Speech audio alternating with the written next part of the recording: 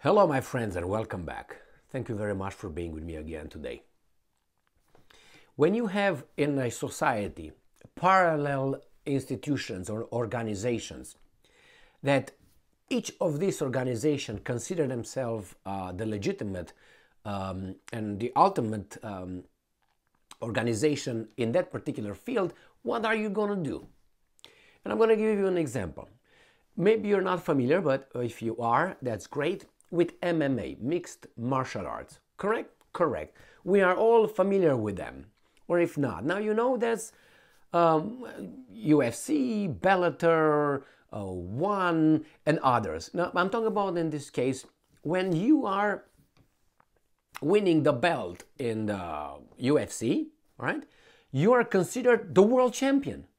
He is the world champion. Now, in MMA, UFC. Now, when you win it in Bellator, which is another organization of mixed martial arts, you're also a world champion. Now, which one is the world champion? Is the one in UFC or is the one in Bellator? Or in One championships or whatever? Who is the world champion after all? Like if, for instance, you have Olympics. And let's say you have the Olympics as the Olympic committee, right, in Switzerland. And that's one entity. You don't have a committee in, I don't know, France, one in Romania, three in Romania, and they're all Olympic champions. No, what do you mean? You know what I mean? Or you have soccer or football World Cup. You have one world champion, in this case is Argentina. You don't have a world championship in Romania with three countries. The same thing. You have here in the United States, when I came here, I was like, what is going on? It was so ridiculous. And it's very ridiculous for many people who come from Europe, where we have football, where it's played everywhere, and it's one entity and so on. You have, a lot of countries playing. And I came here and it was NFL, National Football Association. And the world champions is the Super Bowl, the world champions, the champions of the world. What are you talking about? So it's how many countries play, and are these together? Okay, let get baseball, the same thing. Well, you got Japan, you got Canada, you got United States, and that's about it. I mean, probably they play some other, I know they play in other areas, but after all, if you win, there you have it, you're the world champion. How many countries out of 5 countries, 3 countries? You know what I mean? Who is the entity, the ultimate entity? But UFC and Bellator, I think, is the main example. Now, who is it? You can't be. Oh, well, you are the UFC world champion of the world. What are you talking about? Not anyone can participate over there. It's just the one that have a contract. They can participate. So it's not like, okay, I think I can do it. Let me go and participate. No. What are the methods of selection over there? Your successes in other things? I mean, it's just weird.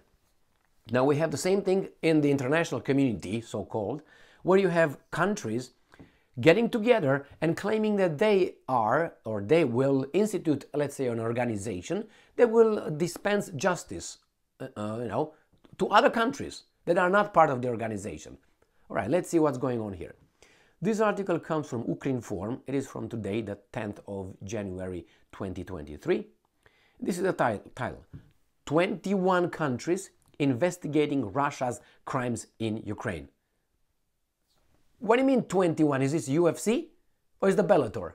What about other 30 countries? What about 20 countries? What about 50 countries? But what about the United Nations? Don't we get that body yet? We have the International Criminal Court, Hague, we have it, which is not everybody is a signatory of that. By the way, Russia is not, Ukraine is not, United States is not. So when I talk about 21 countries, right, who are you? Who are you? Who are you? They just got together and say, we're going to determine. Okay, you can determine, but you have no authority. You got them right, you have no authority. I mean, who's going to give you authority? Your big boss? And that's not Bruce Lee, is United States of America, obviously. The Zimbabwe from across the Atlantic. So, and I'm quoting, the vast majority of investigations are conducted in EU countries.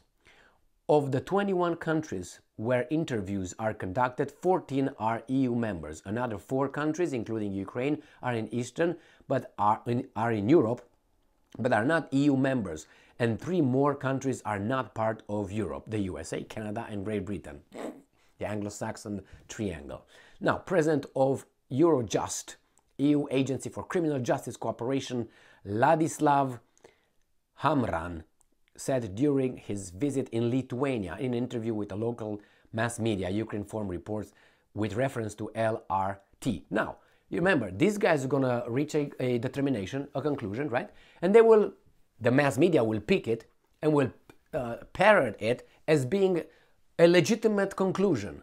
Like people say, well, the world champion mixed martial arts right now, let's say, is Islam Makhachev or whatever, I can't remember his name, but anyway, Islam. I like him, so, but I didn't. Makhachev, I'm sorry, that's what his last name, Islam Makhachev.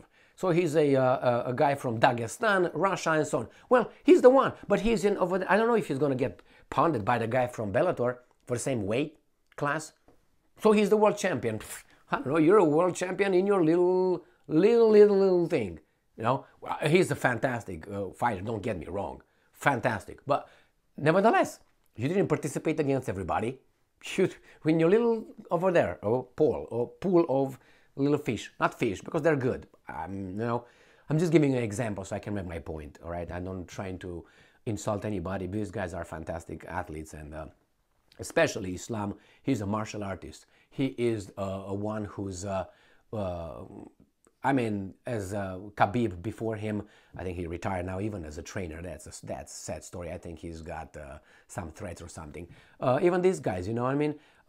They are an example, like GSP, George St. Pierre from Canada. These are examples. I'm not talking about Nick Diaz or these guys. These are not martial artists. These are just, you know, guys who are going to fight. That's all. That's fighters. But anyway. In Vilnius, the Eurojust president met with Prosecutor General of Lithuania Nida Grunskienė to discuss the investigation into Russia's war crime in Ukraine by a joint investigation group.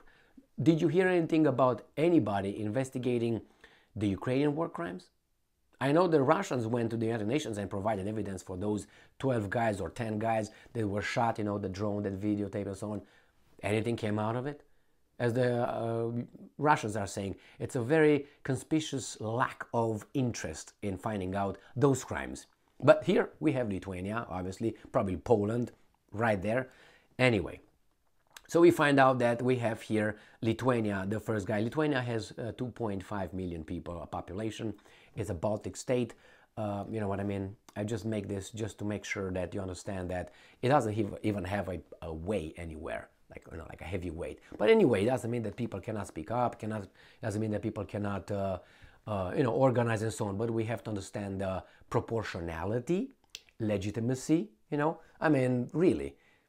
But this is going to be promoted, all this, from now on. And obviously we're going to find out this and that, which I have no doubt that there were war crimes, left and right. Left and right, not only left, okay?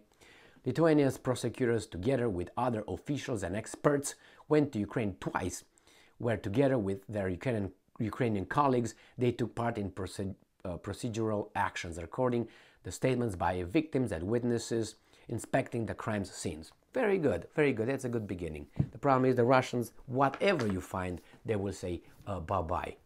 I mean, and this would be a balanced act if you would investigate, you go to Russia and you do the same thing and you will apply the same method over there. Otherwise, you don't have legitimacy. You seem to be very, very skewed in one direction. But it's fine. You can do that. But I can also analyze your weasel way of doing things. You know, and besides, did you invite the Russians too? And if you invited them, why didn't they come? Because they don't give you the legitimacy. That's why. I bet they didn't invite the Russian investigators, like they didn't invite anybody in the Nord Stream 1 and Nord Stream 2 pipelines. Did they find anything? No, because it's very, very, very politically correct to point and to utter the right, probably, name. I don't know who that is, but I can go by elimination. Is not this, probably not this, but most likely not that. And who's the most likely? Anyway, remember, even the U.S. newspapers, Washington Post, I think, said it's almost certain it's not Russia who blew up those. Well, it's not Russia, who else is? someone from the other side, isn't that? Anyway, thank you very much for being with me again today. Stay strong, stay smart, look for the truth, and be just.